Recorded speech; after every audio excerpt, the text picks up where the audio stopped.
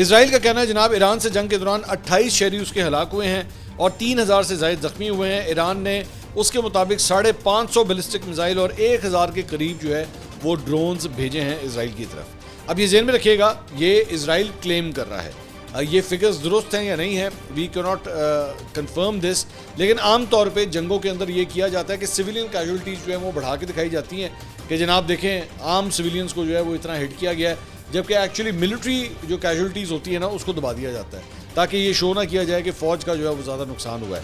تو یہاں پہ بھی جو ہے اسرائیل نے سویلینز کے حوالے سے یہ بات کی ہے۔ اسرائیلی وزارت صحت کا کہنا ہے کہ ایران سے جنگ کے دوران 28 شہری ہلاک، 3000 سے زائد زخمی ہوئے، اور ایمبولینس سروس کے مطابق جنگ بندی ہونے تک 28 شہریوں کی ہلاکت کی تصدیق ہوئی ہے، جن میں سے 4 شہری جو ہے وہ منگل کی صبح ہلاک ہوئے ہیں۔ ایمبولینس سروس کے مطابق اس کے علاوہ 900 سے زائد شہری جو ہیں وہ زخمی ہوئے ہیں۔ 401 افراد کو شدید ذہنی دباؤ یا خوف و ہراس میں مبتلا ہونے پر طبی امداد جو ہے وہ فراہم کی گئی ہے، اور ان کے مطابق 12 روزہ جنگ کے دوران 3238 افراد کو ہسپتالوں میں داخل کرایا گیا۔ کئی زخمی افراد کو دیگر ریسکیو اداروں نے ہسپتال پہنچایا یا وہ خود اپنے طور پر وہاں پہنچے ہیں۔ تو یہ ہے اسرائیل کی صورتحال۔